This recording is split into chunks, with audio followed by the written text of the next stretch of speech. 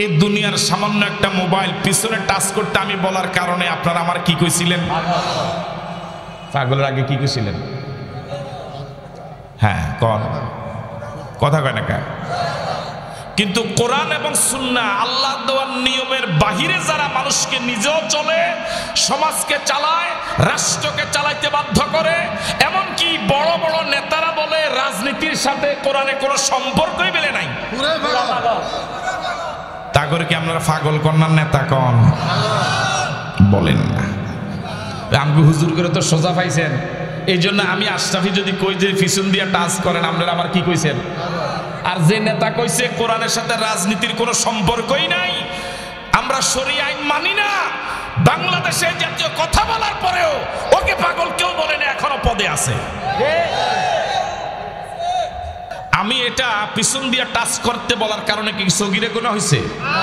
আর যে বলে কোরআনের সাথে রাজনীতির সম্পর্ক নাই, এটা কি সগীরা গুনাহ না কবিরা গুনাহ? ঈমান আছে না নাই?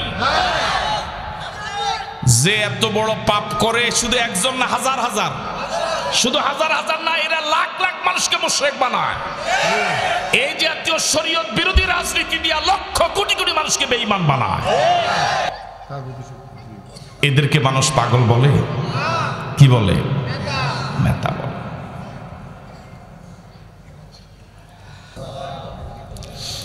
আলহামদুলিল্লাহ আলহামদুলিল্লাহ নাহমাদুহু ওয়া নাস্তাঈনুহু ওয়া নাস্তাগফিরুহু ওয়া নু'মিনু বিহি ওয়া নাতাওয়াক্কালু আলাইহি ওয়া নাউযু বিল্লাহি মিন শুরুরি আনফুসিনা ওয়া মিন সাইয়্যাতি আ'মালিনা। من يهده الله فلا مضل له ومن يضلله فلا هادي له ونشهد أن لا إله إلا الله وحده لا شريك له ونشهد أن سيدنا وحبيبنا وطبيب قلوبنا ومولانا محمدا عبده ورسوله الذي أرسل رسوله بالحق بشيرا ونذيرا وداعيا إلى الله بإذنه وسراجا منيرا فقد قال الله تعالى في كلامه المجيد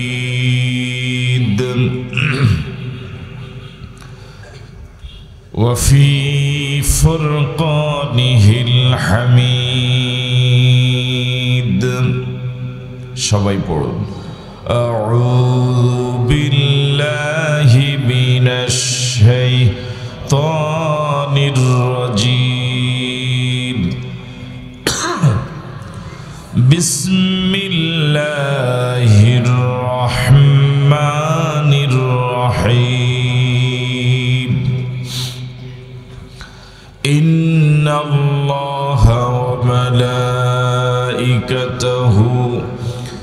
يصلون على النبي يا أيها الذين آمنوا صلوا عليه وسلموا تسليما اللهم صل على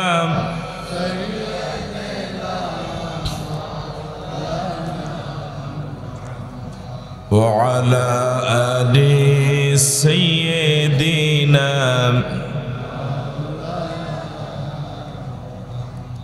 জোরে সোরে মোহাব্বতের সাথে পড়ুন আল্লাহুম্মা সাল্লি আলা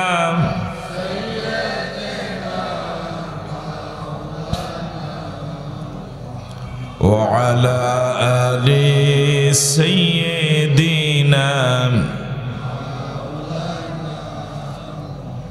بلغ العلا بكماله كشف الدجى بجماله حسنت جميع خصاله मुझे कुछ मिले या न मिले मोहम्मद मिले यानी वो शय जिससे अल्लाह मिले बलगल उला बिकमालिही कशफद दुजा बिजमालिही हसनत जमीअ खिसालिही सल्लु अलैहि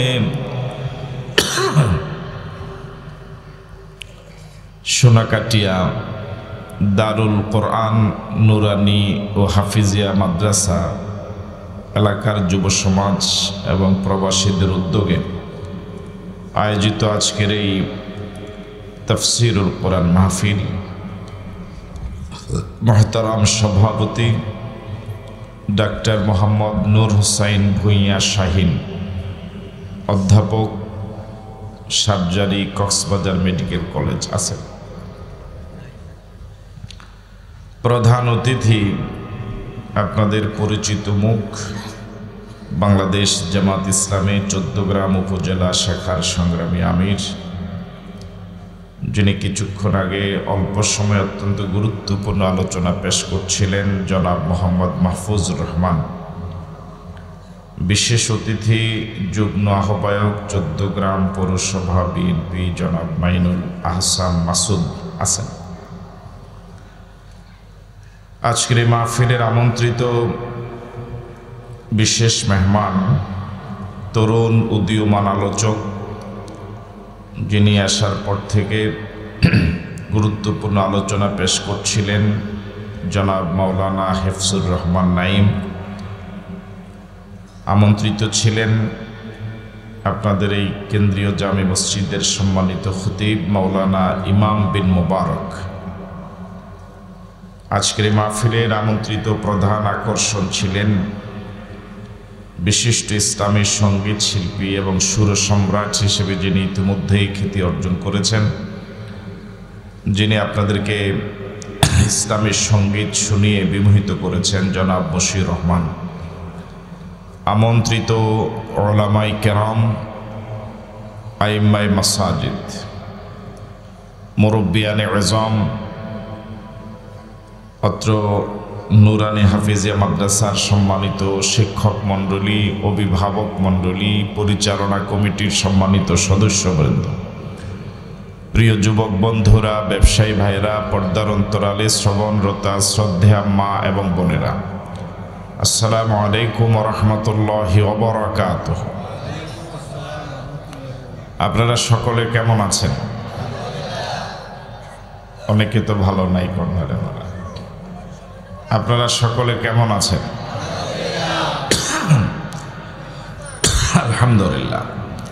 আমরা আল্লাহ সুবহানাহু ওয়া তাআলার শুকরগুজার হচ্ছি, শুকরিয়া আদায় করছি, যিনি আমাদেরকে সুস্থতার নেয়ামত দিয়ে একটি দ্বীনি মজলিসে শরীক হওয়ার তৌফিক দিলেন। এটা মালিকের অনেক বড় দয়া। আমাদের বাংলাদেশে দীর্ঘ 15-16 বৎসর পর্যন্ত এই জাতীয় আয়োজন করা আয়োজকদের জন্য অনেক কষ্টকর বিষয় ছিল।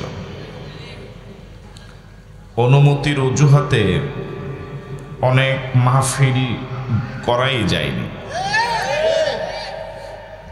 আল্লাহর জমিনে আল্লাহর কোরআনের আলোচনা হবে কি দুঃখজনক, তার জন্য আবার অনুমতির প্রয়োজন ছিল এবং অনুমতি নিতে আয়োজক কমিটি বাধ্য ছিলেন এমন নেতাদের কাছ থেকে যে সকল নেতাদের সিংহভাগ নামাজই পড়ে না। সিদ্ধান্ত নিতে হবে নামাজিদের দেশে, মুসলমানদের দেশে বেনামাজিকে নেতা বানানো যাবে না। তো যে মালিক সে ঘোর অন্ধকার অমানিসা বিদূরিত করে একটি অনুকূল পরিবেশ তৈরি করে দিলেন। এটা কি মালিকের ছোট দয়া না বড় দয়া? দয়াটা যে পরিমাণ আপনার দৃষ্টিতে, সেভাবে আওয়াজ দিয়ে সকলে মিলে সমস্বরে পড়ি আলহামদুলিল্লাহ রব্বানা লাকাল হামদ হামদান কাসীরান তাইয়্যিবান মুবারাকান ফীহি ইয়া রাব্বি লাকাল হামদু কামা ইয়ানবাগী লিজালালি ওয়াজহিকা ওয়া আযীমি সুলতানিকা। আল্লাহ সুবহানাহু ওয়া তাআলার শুকরিয়া আদায়ের পর প্রিয় নবীর প্রতি আমরা সকলেই দরুদ পড়ি। আমরা সকলেই পড়ি সাল্লাল্লাহু আলাইহি ওয়াসাল্লাম। শুহাদায়ে কেরামদের আত্মার মাগফিরাত কামনা করছি। বিশেষ করে আপনাদের এই সোনাকাটিয়ার জমিনে আল্লাহর যত বান্দা যত বান্দি যারা পরিমাণ ইমান নিয়ে অন্ধকার কবরে চলে গেলেন, ফরিয়াদ করছি মালিক তুমি তাদের সকলের কবরকে জান্নাতের বাগান বানিয়ে দাও। সাথে সাথে আমরা যারা উপস্থিত আছি মালিকের কাছে ফরিয়াদ করি মালিক তুমি আমাদেরকে মাফ করে দাও। আপনাদের এই গ্রামে আমার যতদূর স্মরণ পড়ে আমার এই প্রথম আসা। একটি মাদ্রাসার আয়োজনে এলাকার যুব সমাজ ব্যবস্থাপনা করেছে, আপনারা সহযোগিতা করেছেন, প্রবাসী ভাইরা বিনিয়োগ করেছেন, সহযোগিতা করেছেন। আল্লাহ পাক সকলের এই খেদমতকে সহযোগিতাকে কবুল করুক। এই মাদ্রাসাটি অবকাঠামো দিক থেকে এটি দৃষ্টিনন্দন মাদ্রাসা, দেখতে খুব মনোমুগ্ধকর, পরিবেশটা গুছানো, শিক্ষক মণ্ডলী যাদের সাথে কথা হলো যোগ্য বলে মনে হলো, এবং যে দুজন হাফেজকে আজকে আপনাদের উপস্থিতিতে মাথায় পাগড়ি পরানো হলো, একজন তেলাওয়াত করেছেন, চমৎকার তেলাওয়াত করেছেন আলহামদুলিল্লাহ, এবং দুজনই বয়সে খুবই ছোট। এর মাঝে একটি ছেলে তো এতিম, তার বাবা নাই, আপনাদের এই গ্রামেরই ছেলে। তো এই মাদ্রাসাটি এই তাফসিরের আয়োজন করেছে মাদ্রাসার শিক্ষক কমিটি, ছাত্র, অভিভাবক। আল্লাহ সকলকে এই মাদ্রাসার উসিলায় পরকালে মাফ করে দিক।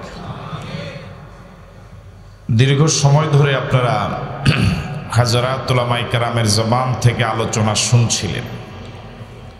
মাহফিলের এখন একদম শেষ পর্ব, অল্প কিছু সময় পরেই মাহফিলটি সমাপ্ত হয়ে যাবে। একটি মাহফিল আয়োজন করা আয়োজকদের জন্য অনেক কষ্টসাধ্য। মেহমান দাওয়াত দেওয়া, ব্যবস্থাপনা করা, প্রচার করা, বেশ কয়েকদিন অনেক পরিশ্রম করা লাগে। এত পরিশ্রমের বিনিময়ে যে একটি মাহফিল 1 বছরের জন্য, এই বছর তো আর এই মাহফিল এই মাদ্রাসার আয়োজন আর হবে না, বেঁচে থাকলে আয়োজন করলে আর 1 বছর পরে। তো আয়োজক কমিটিও বড় আশা করে মেহমান দাওয়াত দেন কিছু দিনই আলোচনা শোনাবার জন্য। আপনারাও কষ্ট করে শীতের রাতে বয়োবৃদ্ধ মানুষ, যুবক মানুষ, ওলামায়ে কেরাম এসেছেন কিছু শোনার জন্য।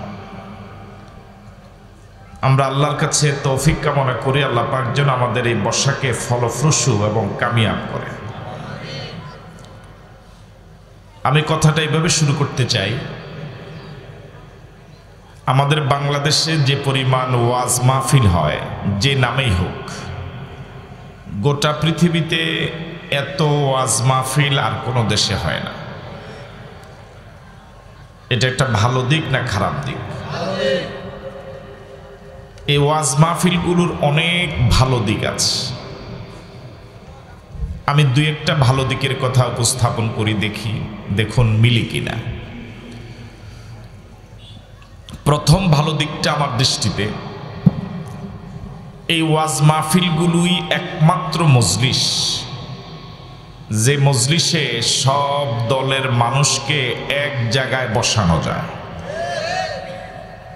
আপনারা যারা এখানে আছেন সবাই কি এক দলের মানুষ? কথা বলে না কেন?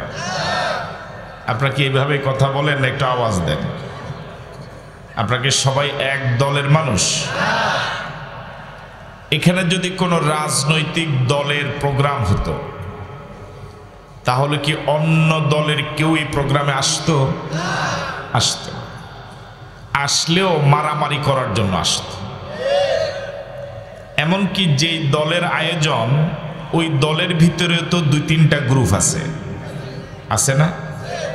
এক গ্রুপ যদি আয়োজন করত আরেক গ্রুপও আসতো না, অথচ একই দলের মানুষ।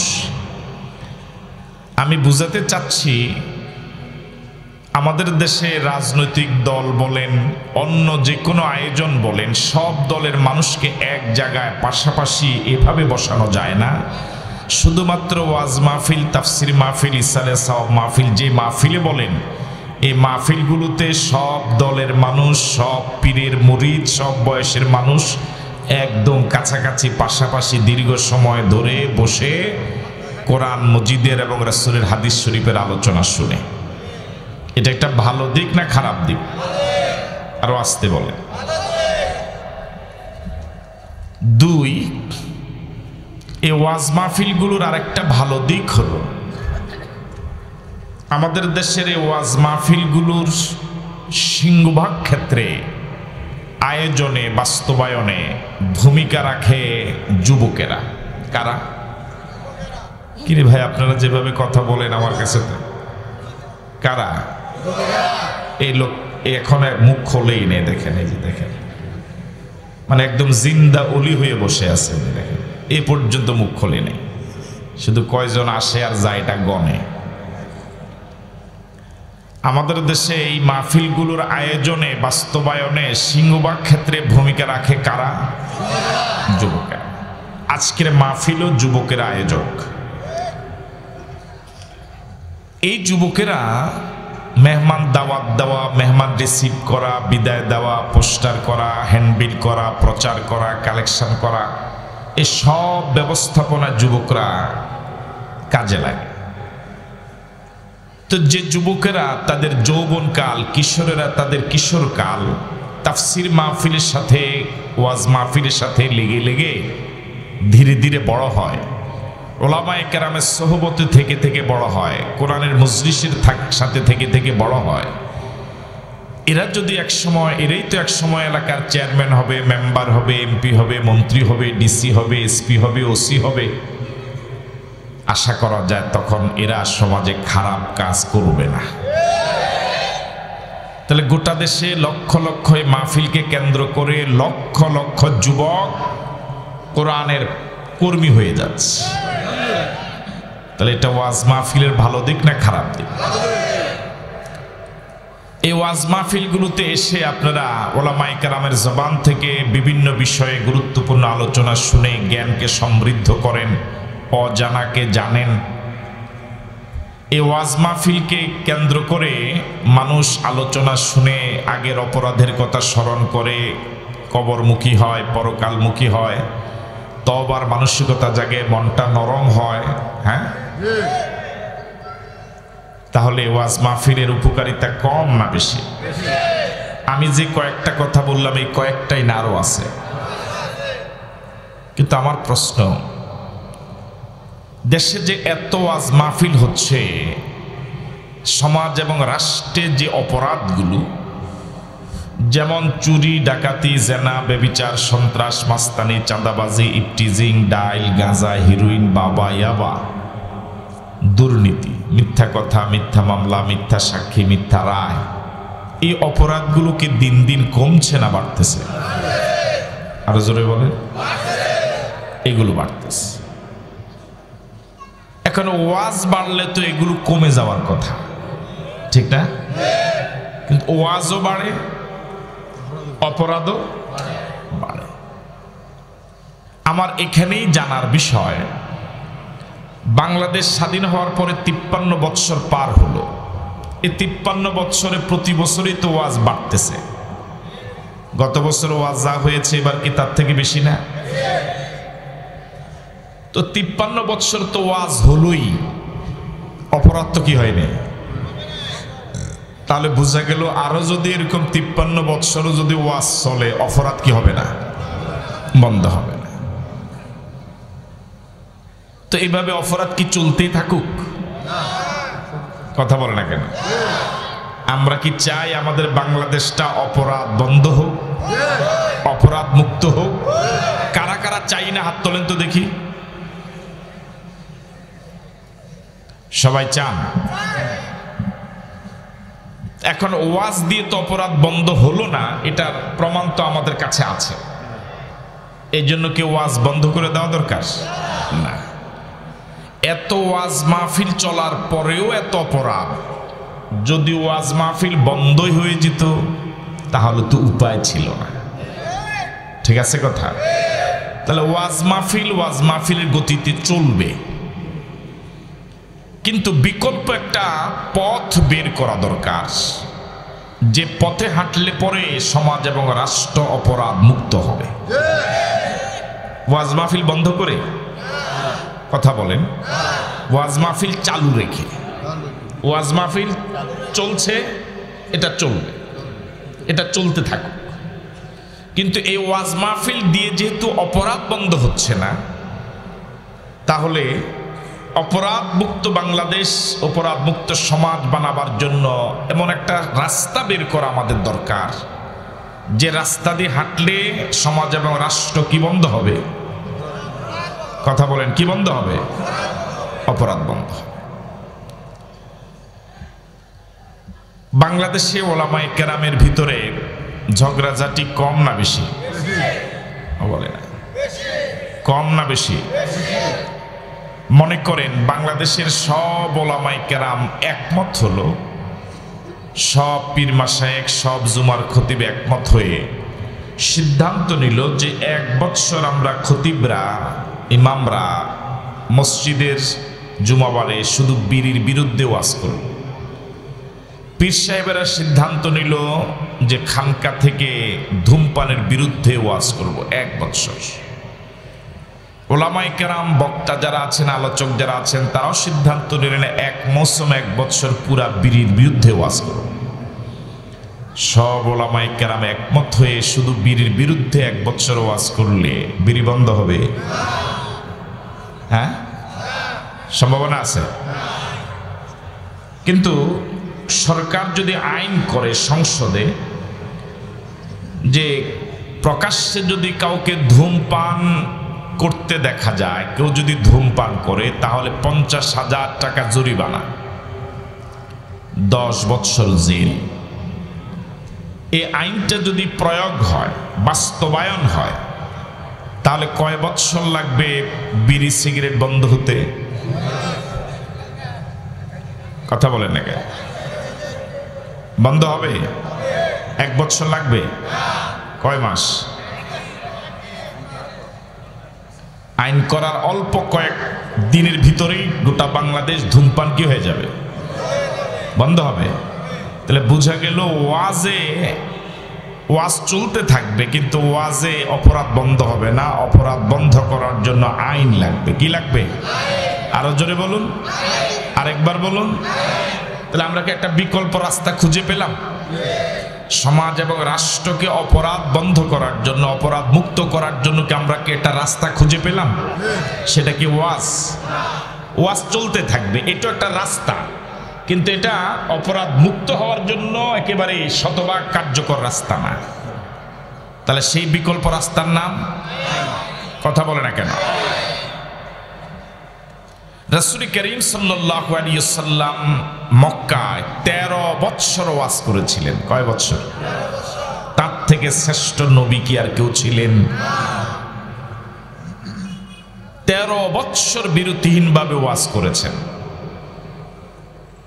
কাবার ভিতরে 360টা মূর্তি তখনও ছিল, একটা মূর্তিও সরানো সম্ভব হয়। আবু জেহেলের নাম শুনেছেন? ভালো মানুষটা খারাপ মানুষ? যারা জবাব দেয় তাদের আত্মীয় লাগে মনে হয়। আবু জেহেল রাসূলের ওয়াজ শুনেছে 13 বৎসর। সোজা হয়েছে? 13 বৎসর রাসূলের ওয়াজ শুনে আবু জেহেল কি হয় নাই? ওই আবু জেহেল মরে গেল, তার নাতিপুতি তার আদর্শের লোক কি এখন সমাজে রাষ্ট্রে আছে?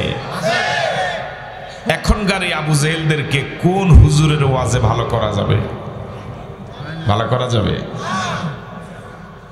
রাসূল মদিনায় গেলেন হিজরত করে 13 বছর পরে, দাওয়াতি কাজ। মদিনা যাওয়ার পর এখন রাসূল যা বলেন সেটা শুধু ওয়াজ না, ওইটা আইন। রাসূল রাষ্ট্রপ্রধান হয়ে গেলেন। চুরি ডাকাতি চলছে না বন্ধ হয়ে গেছে? কথা বলেন। মক্কায় বন্ধ হয় নাই কেন? মক্কায় রাসূল যা বলতেন মদিনায় তো রাসূল সে কথাগুলোই বলতেন। মক্কায় যে রাসূল ছিলেন মদিনায় তো সে রাসূলই ছিলেন। কথা বলেন না কেন? না দুইজন? একজনই তো। মক্কায় রাসূল 13 বছর এই কথাগুলোই তো বললেন, কিন্তু সমাজ এবং রাষ্ট্রটা অপরাধ মুক্ত হয় নাই কেন? রাসূল মক্কায় রাষ্ট্রপ্রধান ছিলেন না। মক্কার মানুষ রাসূলকে রাষ্ট্রপ্রধান হিসেবে মেনে, এগুলো ছিল রাসূলের কথাগুলো ছিল শুধু ওয়াজ। কেউ মানলে ভালো, না মানলে কিছু করার। কিন্তু মদিনায় সেই রাসূলই যা বলেছেন এটা শুধু ওয়াজ না, এটা এখন কি হয়ে গেল? যেমন ধরে নেন আমি 1-1.5 ঘন্টা 1 ঘন্টা 1 ঘন্টা এতক্ষণ যা বলেছি এবং সামনে ইনশাআল্লাহ আল্লাহ তৌফিক দিলে যা বলবো, এটাকে ওয়াজ না আইন? ওয়াজ। আপনারা মানলেও পারেন, না মানলেও পারেন। কথা বুঝেন নাই? আপনারা এই তো মাহফিলের ভিতরে বসে বাদাম খান, মাহফিলের ভিতরে বসে আরো মোবাইল চালান, আছে না? কিন্তু এখন যদি প্রশাসনিক কোনো কর্মকর্তা এসে যদি এখানে বলতে আগামীকালকে এটা করা যাবে, এটা করা যাবে না, পুলিশ থাকবে, এইভাবে যদি চলা লাগবে, এটা কি ওয়াজ ছিল না আইন ছিল? আমারটা এটা মানা না মানা আপনাদের ইচ্ছা। কথা বুঝেন নাই? আপনাদের চিন্তা হলো হুজুরকে আনছে একটু ওয়াজ করতে, যাওয়ার পরে হুজুরের টাকা লাভ, আমগো লাভ হোক আর না। রাসূল মদিনায় গেলেন, রাসূল রাষ্ট্রপ্রধান হলেন, রাসূল যা বলেন তাই আইন। সমাজ এবং রাষ্ট্র অপরাধ বন্ধ হয়ে এমন এক সোনার রাষ্ট্র পরিণত হলো।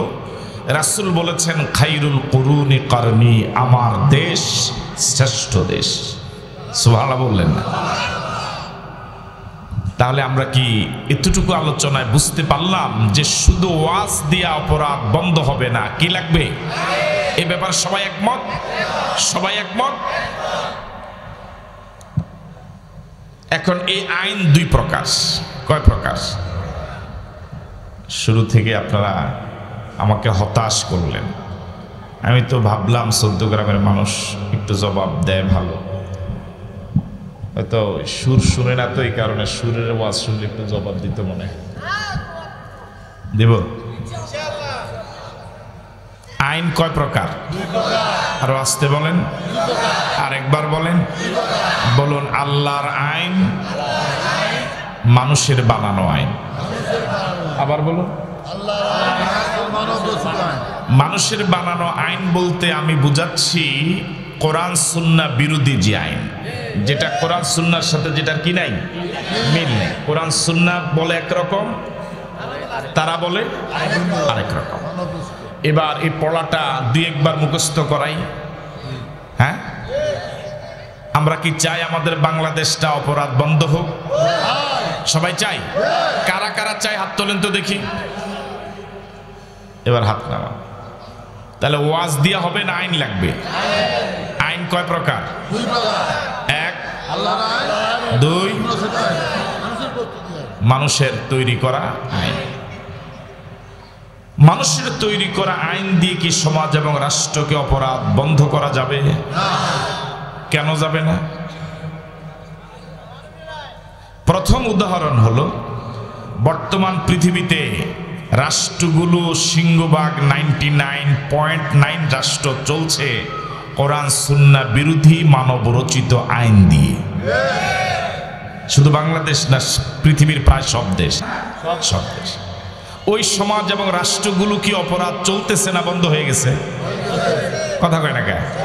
তাহলে বোঝা গেল মানব রচিত আইন দিয়ে রাষ্ট্রকে অপরাধ মুক্ত বানানো এটার উদাহরণ সমাজে আমাদের সামনেই আছে না নাই?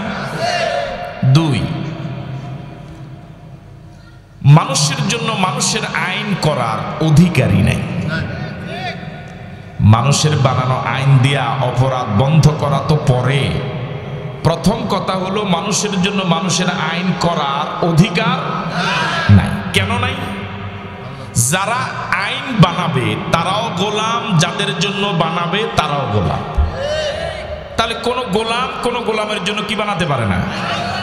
গোলামদের জন্য আইন বানাবার একমাত্র অধিকার থাকে মালিকের। কার? মালিকের।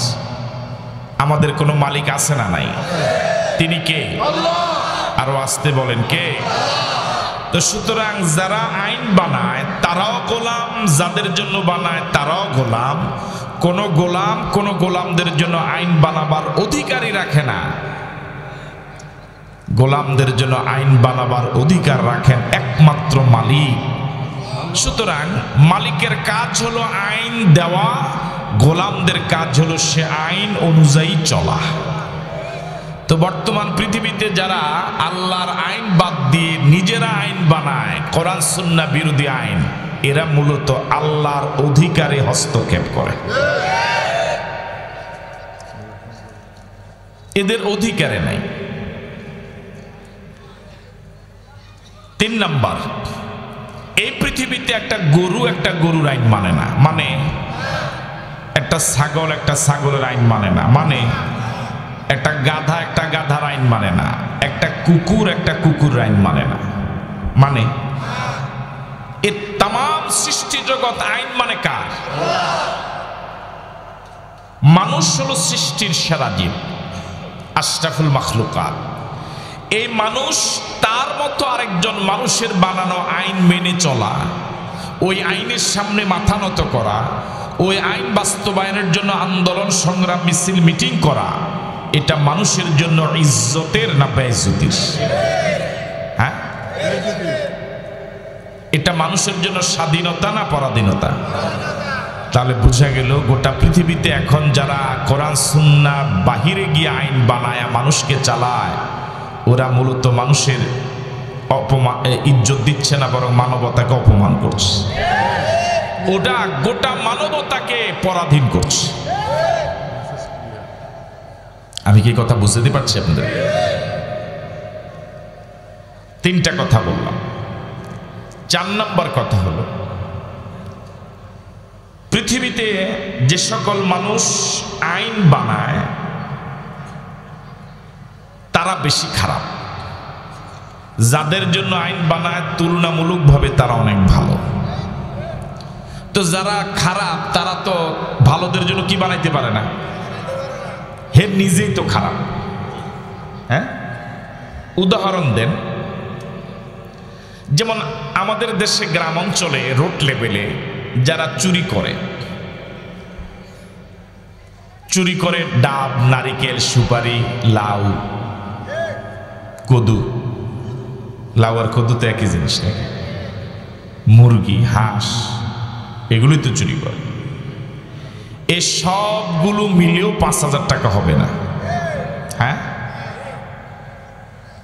এই চোরদেরকে ধরার জন্য, চোরদেরকে শাস্তি দেওয়ার জন্য লাউ, ডাব, নারিকেল, সুপারি, হাঁস, মুরগি, চোর, এদেরকে শাস্তি দেওয়ার জন্য যারা আইন বানায় ওরা এক কলমের খোঁচায় 10,000 কোটি টাকা চুরি করে। তাহলে বড় চোরকে কথা কয় না কে? ডাব, নারিকেল, সুপারি, হাঁস, মুরগি, লাউ, কদু, এটা যদি চুরি হয় 10,000 কোটি টাকা, এটা কি চুরি না ডাকাতি? আরো আসতে কম। তাহলে চোর কি, ডাকাত কি কোনোদিন চোরদের জন্য আইন বানাতে পারে? দেখি তাহলে আমাদের দেশে এতদিন কারা আইন বানাইছে? কারে ধরার জন্য? চোর ধরার জন্য। ডাকাইতে কি বানাইছে? আইন বানাইছে। হয়নি?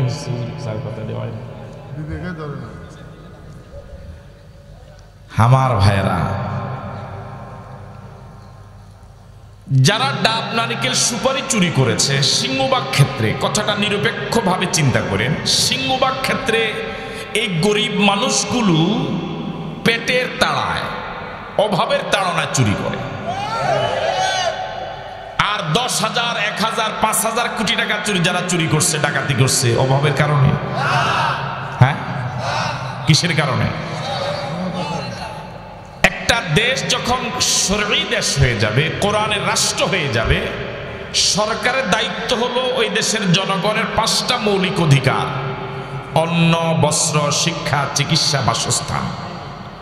এই 5টা মৌলিক চাহিদা পূরণ করার দায়িত্ব কার? সরকারের। আরো জোরে বলেন। যতক্ষণ পর্যন্ত সরকার জনগণের এই মৌলিক চাহিদা পূরণ করতে ব্যর্থ হবে, অভাবের কারণে যদি কেউ চুরি করে, সরকার হাত কাটতে পারবে না। বুঝেন? ইসলামী রাষ্ট্র হয়ে গেলে একজন একটা মুরগি চুরি করছেই তার হাত কেটে দিবে, বিষয়টা এরকম নয়। তাহলে সরকারের দায়িত্ব হলো জনগণের মৌলিক 5টা অধিকার: অন্ন, বস্ত্র, শিক্ষা, চিকিৎসা, বাসস্থান। এটার চাহিদা পূরণ করার দায়িত্ব কার? আরো জোরে কর। সরকার যতদিন পর্যন্ত জনগণের চাহিদা পূরণ করতে ব্যর্থ হবে, অভাবের কারণে জনগণ যদি এই টুকটাকে চুরি করে, হাত কাটতে পারবে না। এবার আপনাদের কাছে প্রশ্ন, যারা হাজার হাজার টাকা, কোটি টাকা চুরি করলো, অভাবের কারণে না স্বভাবের কারণে? এই স্বভাব ভালো করার জন্য ঔষধ, ওই কথা কয় না, 10 বেদ, কানা দইরা 50 বার উঠবস। হ্যাঁ, এই স্বভাবের চোর যারা, এই ডাকাত যারা, তাদের ঔষধ হলো, আরো জোরে কন। এবার বলুন তো, এই আইনটা কত ভাগ ইনসাফ হয়েছে? কত ভাগ? এবার আপনাদের কাছে আমার প্রশ্ন, বাংলাদেশে যদি ইসলামী রাষ্ট্র হতো, তাহলে কাদের হাত কাটা যেত? এই দেখেন, আপনার বাম পাশে উনি বলেই না, দেখেন কাদের হাত কাটা যেত? আরো জোরে কন। এখন যারা সবচেয়ে বড় বড় কথা বলে, দেশের বড় নেতা হিসেবে যারা পরিচিত, যারা বেশি মাতবাড়ি করে, একজনের হাত থাকতো না। এখন তো স্টেজে এসে হাত নাড়ায় নাড়ায় কথা বলে, তখন নাড়ার মতো এটা থাকতোই না। ঠিক আছে কথা? হাজার হাজার কোটি টাকার চুরির তুলনায়, ডাকাতির তুলনায়, নারিকেল, ডাব, সুপারি, হাঁস, মুরগি, এটি তো চুরি না। এটি কি না? আমি কি চোরের পক্ষে কথা কইলাম? ব্যাংক থেকে যখন আপনি টাকা উঠাবেন, ব্যাংকের নিয়ম হলো আপনি যত টাকাই উঠাবেন, চেক বইতে টাকার সামনে মাত্র লেখা লাগে। কি লেখা লাগে? তো একজনে 1 কোটি টাকা উঠাবে, সে লিখলো 1 কোটি টাকা মাত্র। তো আরেকজনে উঠাবে 1,000 টাকা। কয় হাজার? এখন সে যখন দেখলো 1 কোটিওয়ালায় লিখছে মাত্র, সে তো এখন কি লিখবে হয়রান, মাথা ঘুরায়। অনেকক্ষণ ধরে চিন্তা করে শেষ পর্যন্ত সে সিদ্ধান্ত নিল এবং লিখল 1,000 টাকা কিছুই। 1,000 টাকা। এখন এটা যখন চেক ম্যানেজারের কাছে নিল, ম্যানেজার তো এতক্ষণ যে চেক লিখছে কিছুই না, তার মাথা ঘুরেছে। ম্যানেজার এখন শেয়ার সহ ঘুরে। এত বছর চাকরি করলাম, এই জাতীয় পরিভাষা আমার জীবনে আমি দেখিনি। এখন বললো যে টাকা পরে, আগে ইন্টারভিউ দেন, এটা কি লিখলেন আপনি?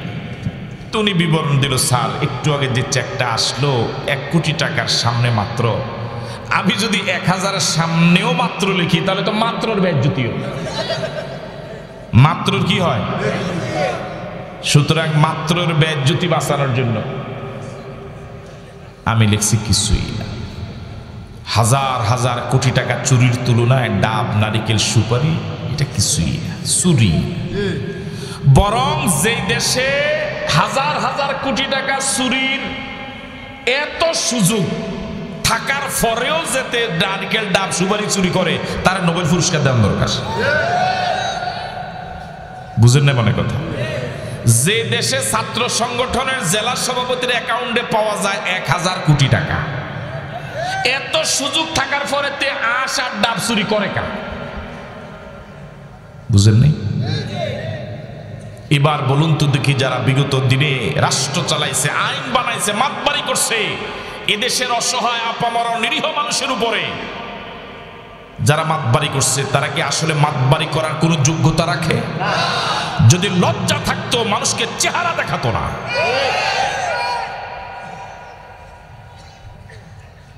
দেশটাকে কি পরিমাণ লুট করেছে, কি পরিমাণ লুপাট করেছে, আপনারা কি একটু চিন্তা করেছেন?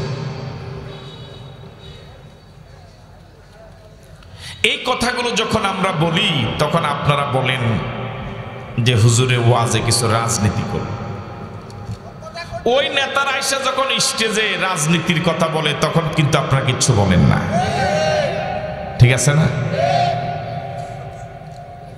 আর আমরা যখন এই নেতাদের ত্রুটি বিচ্যুতিগুলো ধরিয়ে দেই, সমাজের সচেতন মানুষকে আরো সচেতন করার জন্য চেষ্টা করি, তখন আপনারাই বিরুদ্ধে চলে যান। এটাকে গ্রাম দেশে বলে যার জন্য চুরি করলাম হেতেও কয় চোর, যার ঘরে করলাম হেতে তো কয়।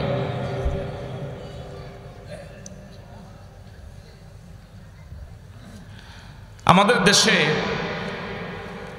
আগে একটা সময় মানুষের ঘরের পালা ছিল বাঁশের, এটা ছিল কিনা আপনাদের লাগে? বাঁশের পালা এখন আর আগের মতো তেমন নাই।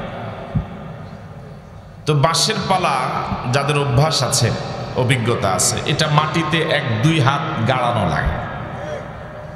বাঁশের পালাকে ভিতর থেকে খেয়ে একেবারে জোগা করে ফেলে একটা পোক, এটার নাম কি? গুল না, উলু পোকা। কি পোকা? উলু পোকার একটা সুন্দর চরিত্র হলো ও বাঁশের ভিতরটা খায়, উপরটা কি থাকে? উপরটা একদম যথাযথ। একটা বাঁশের গোড়া থেকে আগা পর্যন্ত খেতে ধরনের উলু পোকার 1-2 বছর লাগে, ঠিক না? এই 1-2 বছরে শুরু করেছে গোড়া থেকে, খেতে খেতে খেতে গোড়া শুরু করেছে একদম আগাতে গেল 2 বছরে। এই 2 বছরে মালিক কিন্তু টের পায় নাই। মালিক কিন্তু এই বাঁশটাকে যথাযথ আছে বলে মনে করে এটার উপরে তেল মারে। কি মারে? হ্যাঁ, যাতে করে ঘুনে না ধরে। ওই যে বিভিন্ন কেরোসিন তেল, আরো কি তেল আছে, টারফিন মারে, তেল মারে। হঠাৎ 2 বছর পরে মালিক হঠাৎ নজরে পড়লো যে বাঁশের মাথায় মাটি সহ কিছু একটা দেখা যায়। সেবার বাঁশটা ধরে দেখে একদম পুরা শেষ। ঠিক নয় কি? বাংলাদেশটাকে জোগা করতে তাদের সময় লাগছে 16 বছর। কয় বছর? উলু পোকার চরিত্র যার যেভাবে ওটা বাঁশটার ভিতরটা খেয়ে শেষ করে দিয়েছে, ওই চরিত্রে এই লোকগুলো গোটা বাংলাদেশটাকে শেষ করে দিয়েছে। জনগণ টের পেতে অনেক সময় লেগে গেছে। জনগণ দেখতেছে উপর দিয়ে তার সব কি আছে, ঠিকই আছে। এটা শেষ করতে সময় লেগেছে বহু বছর। আমি যে কথাটা বুঝাবার জন্য কথাগুলো উপস্থাপন করছি সেটা হলো এই 53 বছর হয়ে গেল বাংলাদেশ স্বাধীন হওয়ার পরে, পার হলো 54 বছর চলছে। দেশ শুধু অপরাধ আর অপরাধ, বরং যে যত বড় অপরাধী তে তত বড় নেতা। এদেশের গরিব গরিবে রয়ে গেল, সাধারণ মানুষ সাধারণ মানুষেই রয়ে গেল। চাঁদাবাজি বন্ধ হয় নাই, দুর্নীতি বন্ধ হয় নাই, টেন্ডারবাজি বন্ধ হয় নাই, চুরি ডাকাতি বন্ধ হয় নাই। মানুষগুলো এই চোর ডাকাতের ডাকাতির খেসারত আজীবন দিয়ে যাচ্ছে, সামনে কি দিতেই থাকবে। মানুষ খেসারত দেয় আবার জীবনও দেয়। এই জন্য একটা বিকল্প পথ বের করা লাগবে, যে পথে হাঁটলে পরে এই বাংলাদেশের এই চোর চুরি ডাকাতি বন্ধ হবে, এই চোর ডাকাতদের মাতবাড়ি বন্ধ হবে, সত্যি সত্যিকারে ভালো মানুষদের নেতৃত্ব প্রতিষ্ঠিত হবে, সত্যিকারের সোনার বাংলাদেশ, যে বাংলাদেশ প্রতিষ্ঠিত করার জন্য স্বপ্ন নিয়ে মুক্তিযোদ্ধারা জীবন দিয়ে পাকিস্তানের বিরুদ্ধে দেশকে স্বাধীন করেছিল। সে মুক্তিযোদ্ধাদের স্বপ্নের সোনার বাংলাদেশ, বৈষম্যহীন বাংলাদেশ, ইনসাফ ভিত্তিক বাংলাদেশ প্রতিষ্ঠিত করার জন্য একটা বিকল্প রাস্তা লাগবে। সে রাস্তার নাম হলো আল্লাহর আইন। কার আইন? মানুষের আইন দিয়ে শাসন হয়েছে, আমরা তো দেখেছি, কি হয় নাই? শান্তি, অপরাধ বন্ধ হয়নি। তাহলে কার আইন লাগবে? আরো আসতে বলেন, কার আইন লাগবে? আমরা কি চাই আমাদের বাংলাদেশটা আল্লাহর আইন দিয়ে চলুক? এটা কি চাই? 53 বছর কি চাইছেন আল্লাহর আইন? চান নাই। চলছে কার আইন দিয়া? মুরব্বী বলে না কেন? এই 53 বছর বাংলাদেশ আল্লাহর আইনে চলছে না চোর ডাকাতদের আইনে চলছে? তাহলে বাংলাদেশ অপরাধ বন্ধ হয়েছে? তো এবার কি একটু দেখা যায় যে আল্লাহর আইন দিয়ে চললে অপরাধ বন্ধ হবে কিনা, আমরা একটু দেখা দরকার। আর এই বিশ্বাস তো আমাদের আছে, আমরা যারা ইমানদার, আল্লাহর আইন দিয়ে চললেই অপরাধ বন্ধ হবে। আমরা কারা কারা চাই বাংলাদেশ কোরআন দিয়ে চলুক?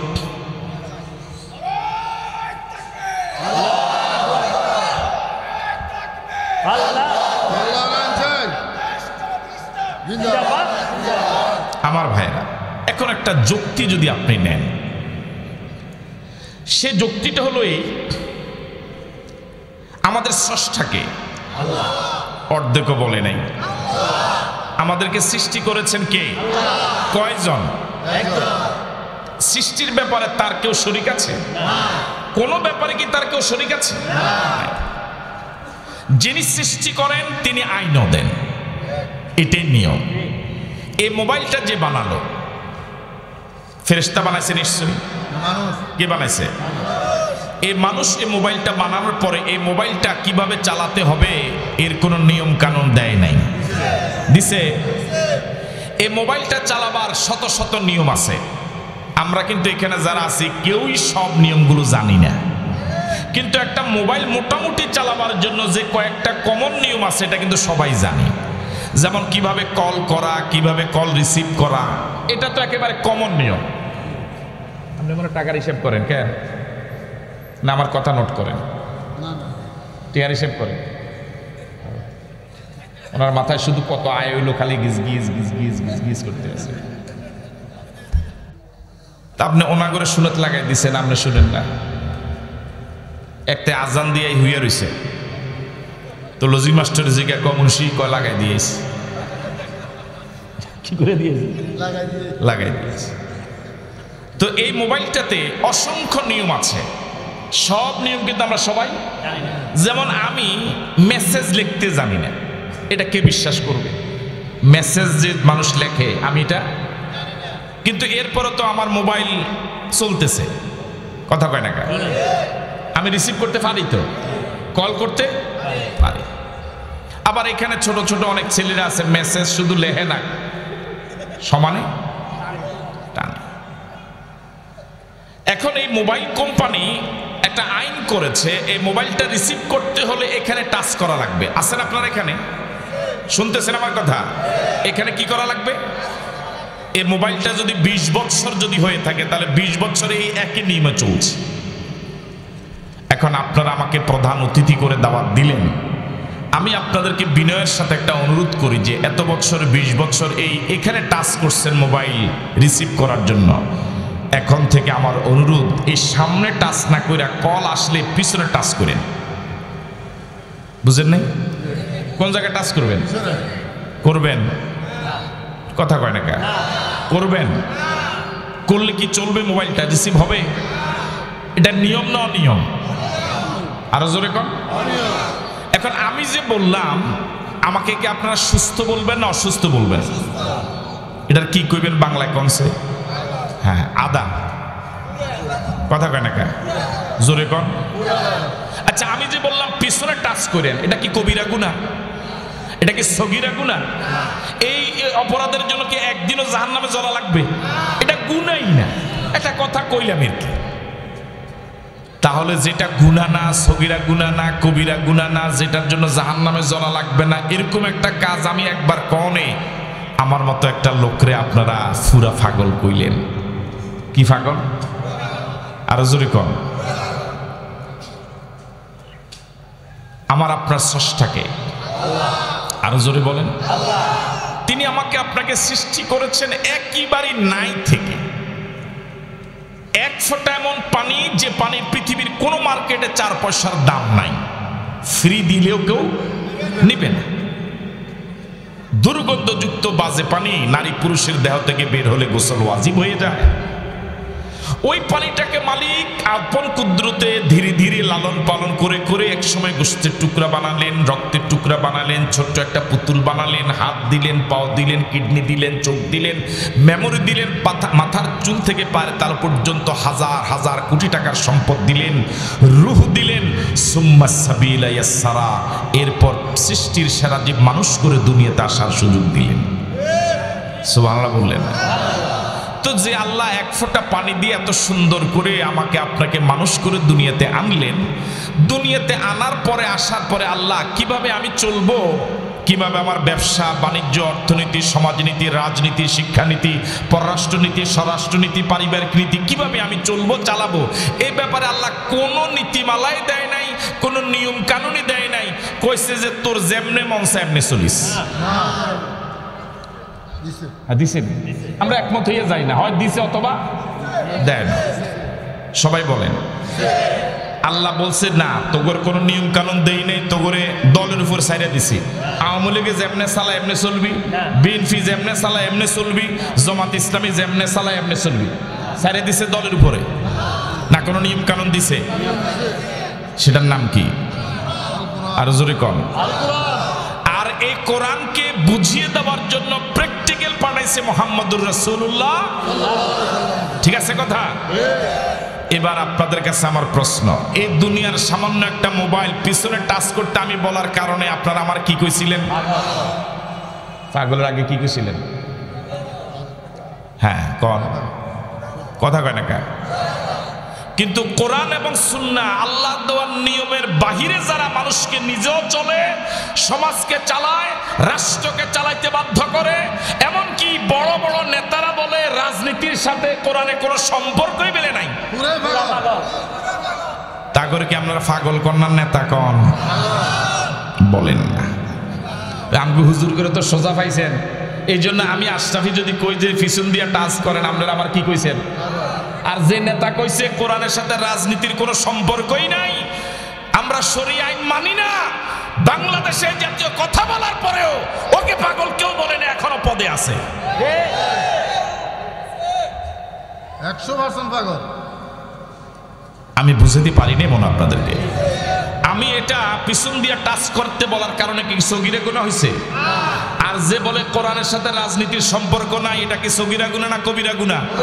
ঈমান আছে না নাই?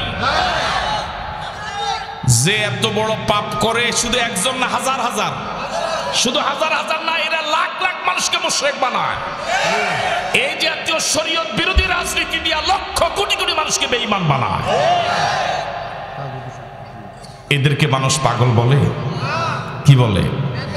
নেতা বলে। فَإِمَّا يَأْتِيَنَّكُم مِّنِّي هُدًى فَمَن تَبِعَ هُدَايَا فَلَا خَوْفٌ عَلَيْهِمْ وَلَا هُمْ يَحْزَنُونَ। আল্লাহ রাব্বুল আলামিন বলেন, বান্দা, এক ফোঁটা পানি দিয়ে তোমাকে সৃষ্টি করে তোমাকে খোলা ময়দানে ছেড়ে দেই নাই, কোনো নীতিমালা দেই নাই, কোনো সংবিধান দেই নাই, কোনো গাইডলাইন দেই নাই। বিষয়টা এরকম নয়। ফাইম্মা ইয়াতিয়ান্নাকুম মিন্নি হুদান, আমার পক্ষ থেকে একটা নীতিমালা যাবে, একটা সংবিধান যাবে, একটা গাইডলাইন যাবে। ফামান তাবিআ হুদায়া ফালা খাউফুন আলাইহিম ওয়ালা হুম ইয়াহজানুন, আমার এই সংবিধান অনুযায়ী যারা চলবে দুনিয়াতে কোনো ভয় নাই, পরকালে কোনো চিন্তা নাই। এই কথা কার? আল্লাহর এই কথা কত পার্সেন্ট সঠিক? কত আনা সঠিক? 100 আনা আমরা যে বুকিয়ে দিব আপনি উল্টা কোন 100 আনা বেলে হয় মেরে কাছে কয় ওয়ামান নাসদাকু মিনাল্লাহি কিলা ওয়ামান নাসদাকু মিনাল্লাহি হাদিসা আল্লাহ থেকে অধিক সত্যবাদী আর কে হতে পারে? আল্লাহু আকবার বলবেন না? তাহলে দুনিয়ার শান্তি পরকালের মুক্তির জন্য একমাত্র শুধুমাত্র কেবলমাত্র আইন মানা লাগবে কার? আরো জোরে বলেন কার? মানুষ ছাড়া তামাম সৃষ্টি জগৎ ইচ্ছা অনিচ্ছা আল্লাহর আইন মানে কি মানে না? ওদের মাঝে শান্তি আছে না নাই? মানুষ আল্লাহর আইন মানে না, বরং আল্লাহর আইনের বিরুদ্ধে কথা বলে বাংলাদেশের মতো দেশেও। এই জন্যই যত অশান্তি সব মানুষের ভিতরে, ঠিক নয় কি? মসজিদে আল্লাহর আইন চলে কি চলে না? এই জন্য মসজিদের শান্তি আছে না নাই? মসজিদ যেভাবে আল্লাহর জায়গা, মসজিদের বাহিরে গোটা দেশ কার জায়গা? বাকি বাকি সমাজ, বাকি রাষ্ট্র যদি আল্লাহর আইন দিয়ে মসজিদের মতো চলতো, তাহলে মসজিদে যেভাবে শান্তি, গোটা দেশ সেভাবে শান্তির দেশ হয়ে যেত। এই কথাটা বুঝার জন্য কি এমএ পাস করা দরকার? কামেল পাস করা দরকার? এটা কি কোন দলের পক্ষে কথা বললাম না আল্লাহর কোরআনের পক্ষে কথা বললাম? আল্লাহর কোরআনের পক্ষে যদি একজন মাস্টার থাকে, আমি মাস্টারের পক্ষে আছি। আর আল্লাহর কোরআনের বিরুদ্ধে যদি একজন হুজুর যায়, আমার হুজুর দরকার নাই। আমি বুঝাতে পারি নাই মানে? আল্লাহর কোরআনের পক্ষে, নবীর আদর্শের পক্ষে যেই দল যাবে, আমি ওই দলের সাথে আছি। আমরা কি দলের পক্ষে কথা বললাম না আল্লাহর কোরআনের পক্ষে কথা বললাম?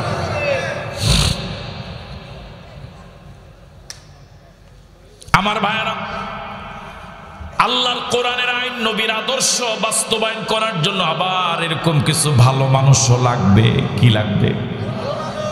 কথা বলে না? খারাপ মানুষ দিয়া, অসৎ মানুষ দিয়া আল্লাহর আইন বাস্তবায়ন করা সম্ভব? আপনি যদি আম ফল খেতে চান, কি গাছ লাগানো লাগবে?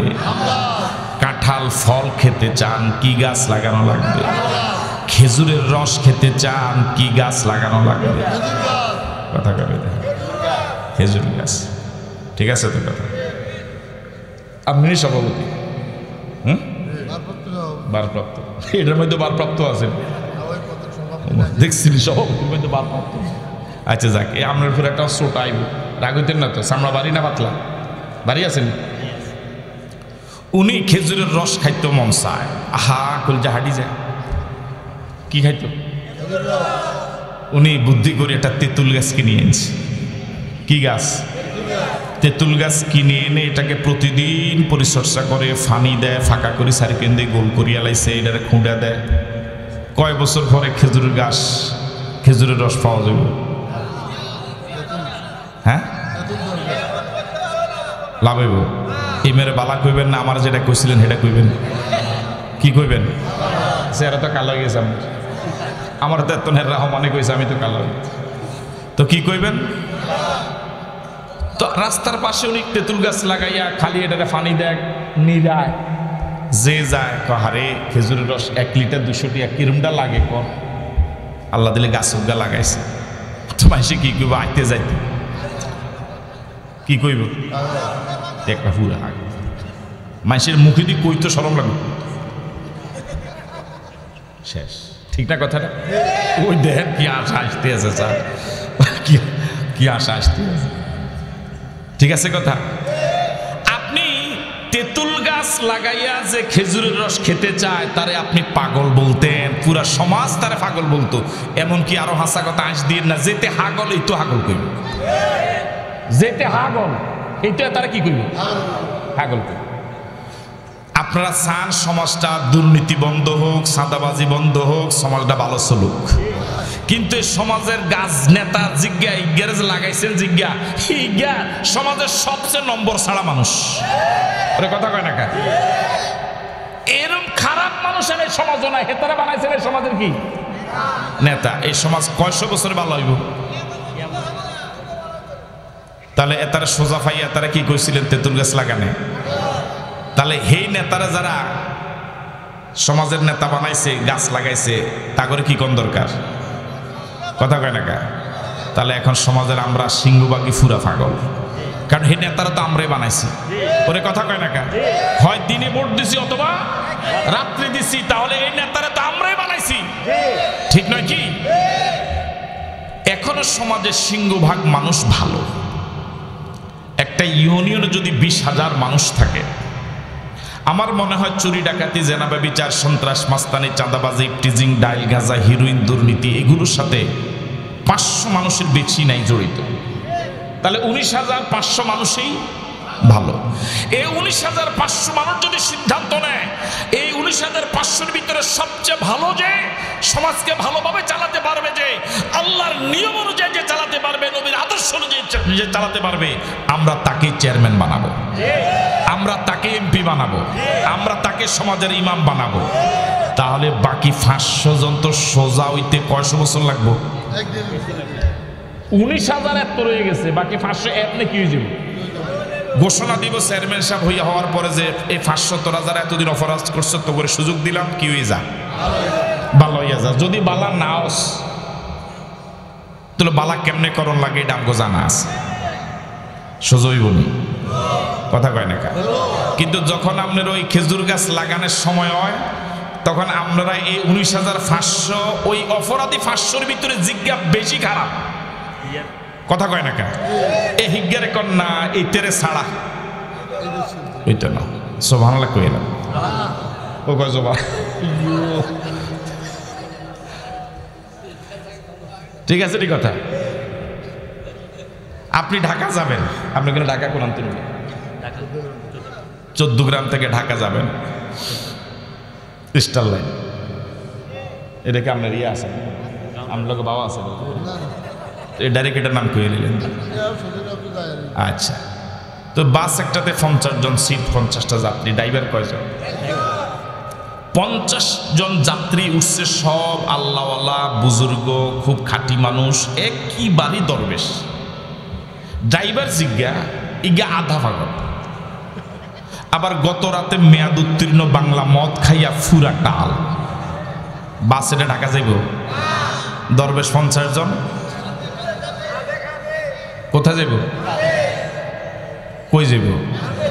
খাল। এই 14 গ্রাম থেকে একটা বাস 50 জন পাগল নিয়া পাবনা রওনা হয়েছে চিকিৎসার জন্য। পাবনা একটা চিকিৎসা কেন্দ্র আছে, পাগল 50 জন ফুরা পাগল, একেবারে কারো পরনে জামা কাপড় নাই, এরকম 50 জন পুরা পাগল নিয়ে রওনা হয়েছে, পাবনা যাবে। কিন্তু ড্রাইভিং সিটে যে বসা খুব বিজ্ঞ প্রাজ্ঞ অভিজ্ঞ ঠান্ডা মাথার মানুষ। আল্লাহর মেহরবানিতে এই একজন ড্রাইভার 50 জন পাগল নিয়ে 14 গ্রাম থেকে পাবনা ইনশাআল্লাহ বাসটা নিতে পারবে, নিতে পারবে। 50 জন দরবেশ লইয়া 14 গ্রাম থেকে ঢাকা যায় না, 50 জন পাগল লইয়া পাবনা যায়। সমস্যা কয় জায়গায়? সমস্যা কয় জায়গায়? এই কথাটা বুঝার জন্য কি কামেল পাশ করা দরকার? আল্লাহ আমাদেরকে সহি বুঝ দান করো। আরো জোরে সরে বলে আমিন। ভাইরা বিশ্বাস করুন, যতদিন না পর্যন্ত মানুষ আল্লাহর কোরআনের দিকে ফিরে না আসবে, নবীর আদর্শের দিকে ফিরে না আসবে, তন্ত্রমন্ত্র আন্দোলন দিয়া কখনো মানুষ শান্তি আসবে না, কখনো শান্তি আসবে।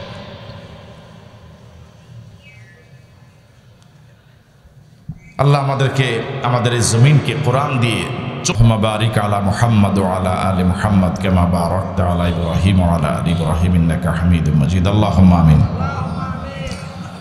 ربنا ظلمنا أنفسنا وإن لم تغفر لنا وترحمنا لنكونن من الخاسرين।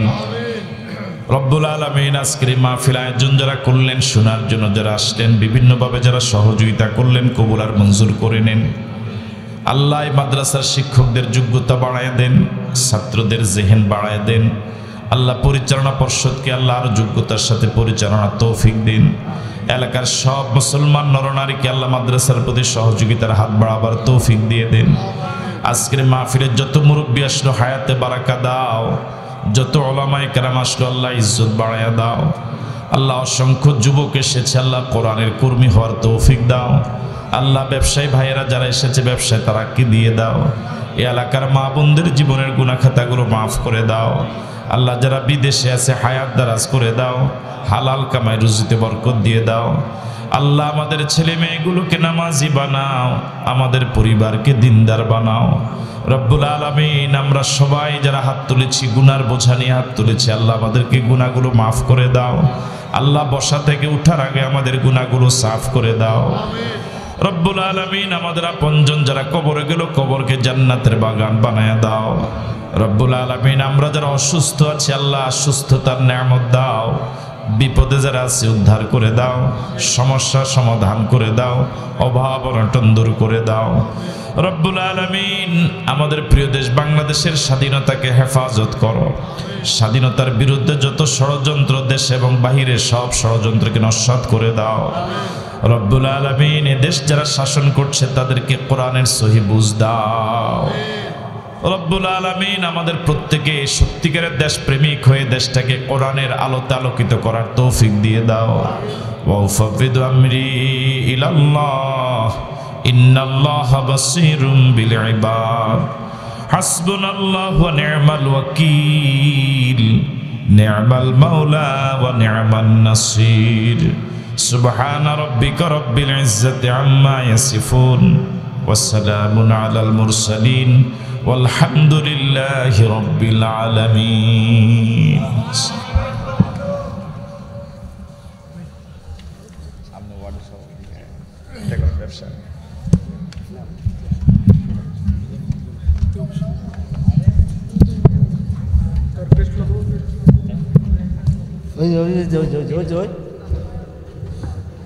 আসসালামু আলাইকুম সম্মানিত হাজিরিন, আপনারা অনেক কষ্ট করে এই পর্যন্ত আমাদের প্রধান আলোচক মহাদেশ আমাদের আবু নসর আশরাফি ভাইয়ের